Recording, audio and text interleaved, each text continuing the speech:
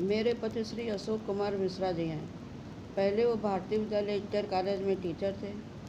योग भी सिखाते थे, मैथ के ट्यूशन भी पढ़ाते थे।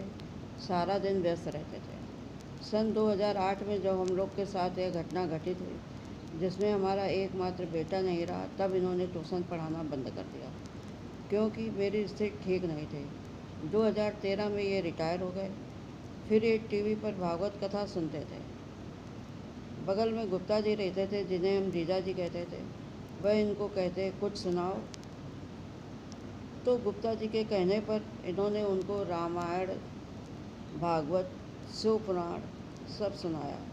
जीजा जी ने इनको यह सब सुनाने के लिए कहा। अब तो जीजा जी इस संसार में नहीं हैं, लेकिन ये भागवत कथा और रामायण अब भी सुनाते हैं। इसका श्रेय उन्हीं को जाता है। पिछले साल पुखराया गए थे भागवत सुनाने के लिए।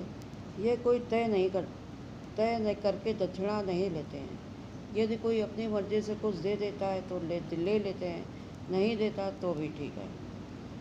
अगर दूर है तो आने जाने की व्यवस्था करनी पड़ती है।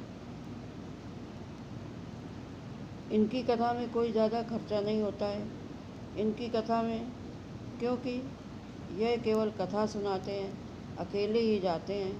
कोई म्यूजिक नहीं होती, क्योंकि म्यूजिक वाले को तो पैसा देना पड़ता है। ये केवल भागवत कथा सुनाते हैं।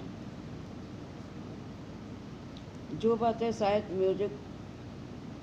म्यूजिक की वजह से नहीं हो पाती, ये केवल घर में भी कथा सुनाते हैं। जैसे केवल अपने परिवार के साथ कोई कथा सुनना चाहे तो वो उसको भी सुनाते हैं। अभी पड़ोस में मेरी बड़ी बहन ने अपनी बेटी के साथ घर पे ही कथा सुनी। तो ये नहीं है कि पैसे की वजह से कोई कथा ना सुन पाए। जो भागवत कथा सुनना चाहे उसको ये सुना देते हैं। श्री भागवताचार्य ने बताया कि एक नाथ की पत्नी अनुकूल मिली थी, तुकाराम की पत्नी प्रतिकूल थी, पर नरसिंह मेहता की पत्नी मर गई। उसी में उन्होंने आनंद माना। हर परिस्थिति में भगवान की कृपा का ही अनुभव करना चाहिए। मन को शांत और संतुष्ट रखें। उन्होंने कहा कि यदि उन्हें पुत्र वियोग न हुआ होता तो इस बात की संभावना बहुत कम होती कि वो इतने आसन पर बैठकर प्रभु की कथा का गुणगान कर रहे होते। उन्होंने कहा कि ईश्वर केवल हित ही नहीं करता है, परम हित करता है। मानस में गोस्वामी तुलसीदास जी लिखते हैं, नारद जी ने प्रभु से कहा, जय विधि होए नाथ हित मोरा, करो सुवेग दास मैं तोरा। तो प्रभु जी कहते हैं, जय विधि हुई है परम हित, नारद सुनहु तुम्हार, सोई हम करब नान कछ, वचन मृथा हमार। भगवान जो भी करते हैं वो अच्छा ही करते हैं। उसमें कुछ ना कुछ भलाई छिपी होती है, हम उसे समझ नहीं पाते। वो कोई दंडाधिकारी नहीं है जो कि हमें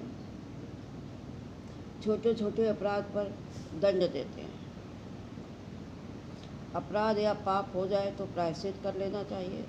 भविष्य में दोबारा ना हो, भगवान जी से क्षमा मांग लेनी चाहिए। भगवान के नाम का शुद्ध हृदय से जाप करना चाहिए। वो तुम्हें क्षमा कर देंगे। गोस्वामी जी ने मानस में लिखा है, सन्मुख होई जीव मोई,